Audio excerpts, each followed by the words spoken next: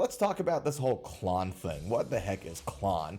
With a brief history of it. Then we're going to talk about this whole Klon Behringer lawsuit thingy and why some people are talking about it.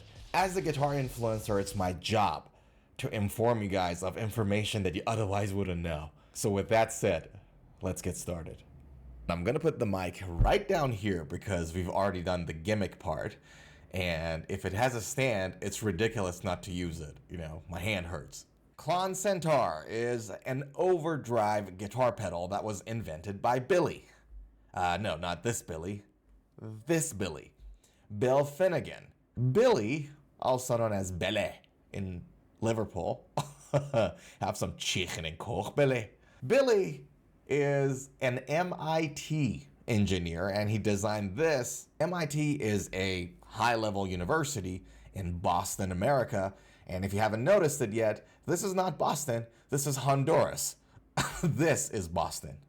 Billy made this pedal so that when a guitar is connected to it, it makes this big open ampy sound, not a pedally sound like an Ibanez Tube Screamer. And he wanted the pedal to be used in conjunction with the amplifier being on overdrive or distortion already to add a bit more flavor, add more sustain and things of that nature, as opposed to the pedal being used naked with a clean amp. So it is to complement an amp, not to replace it. Have a look at the pedal. You notice that there is a treble knob, but no bass knob, or middle knob for that matter, because Billy wanted this pedal to not sound muddy, woofy, and so the material that is used inside of it is supposed to make the sound a little tighter. This pedal was first produced in 1994, and it stopped production in 2008, and in that time span, only 8,000 units were created, which contributes to its inflated price, because if you don't know, this pedal right now is selling for 20,000 US dollars. And another reason why it's so expensive is because people like Jeff Beck and John Mayer and the less known guitarist from Radiohead, not Johnny Greenwood, use it, and people love their sound, and people love their songs, and kinda adds to the demand. Klon Centaur really became this iconic pedal. It sounded so good, and hundreds of people got in and tried to replicate this pedal, which contributes to the legacy of Klon Centaur. You know, it's the Stratocaster of guitar pedals, if you think about it. It's like Fender Strat. It's so iconic, and then everybody started to copy or get inspired by it or do iterations of it. That's the kind of influence we're talking about. So if you hear or read a Klon style pedal or clone with a K, they're referring to all of these either copies or Klon inspired pedals, such as this. This is one of my favorites. It's Wampler Tumnus Deluxe, for those who are wondering. It's a great pedal, and it's US made, by the way. Now, for those of you who have the attention span to make it this long into the video, first of all, congratulations. Second of all, you'd remember that I told you that this pedal was discontinued in 2008. And you might be asking, well, if it's so good, why wasn't it discontinued? Well, because first of all, at the time, the margins weren't that great, and each of these pedals were made by hand. The design of this pedal wasn't production friendly.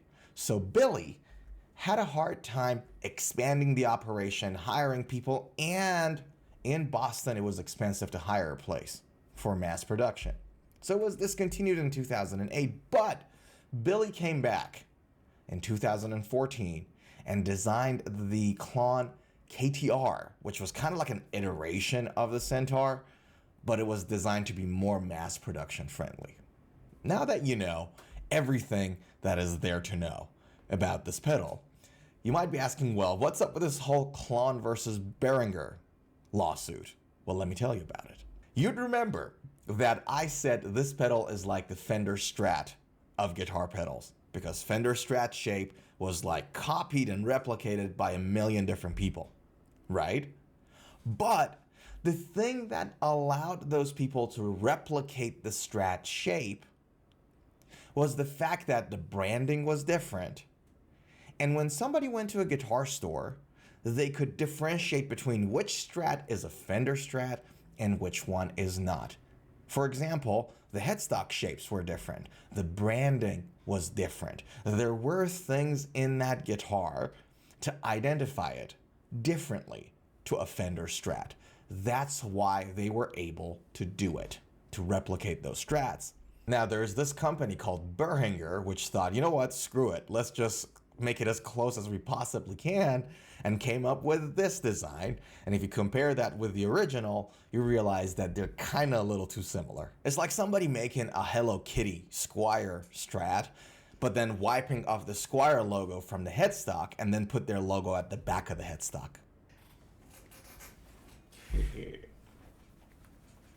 So basically, Behringer did this pedal, and Klon LLC, owned by Belle, went like, my man, y'all not even trying anymore. You might be thinking, oh my goodness, how can Behringer get away with this? This is like copying. You don't know the corporate world, do you? But the point is that there is some defense to it, right? For example, Klon Centaur, the original, was discontinued in 2008. You can't take anything hostage.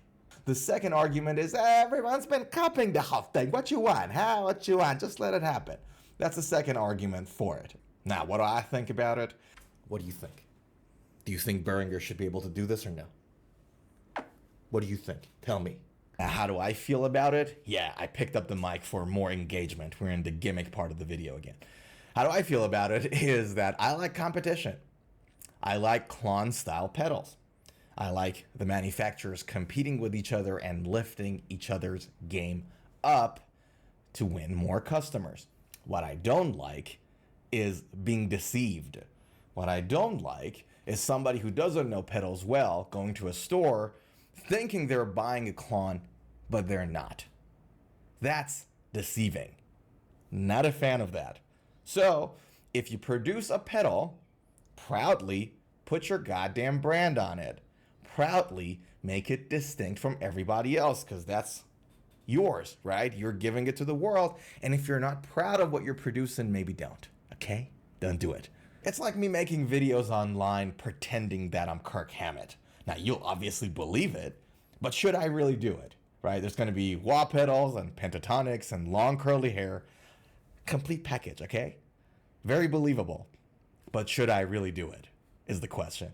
And the answer is, depends on the profit. At least it seems like that's the answer in a lot of these,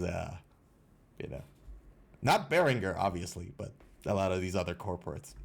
And that's about it. That's about it. Like, what more do you want? Like, just go play your guitar, okay? Don't forget to subscribe to the channel. And YouTube thinks that you should watch these two videos. Bye-bye.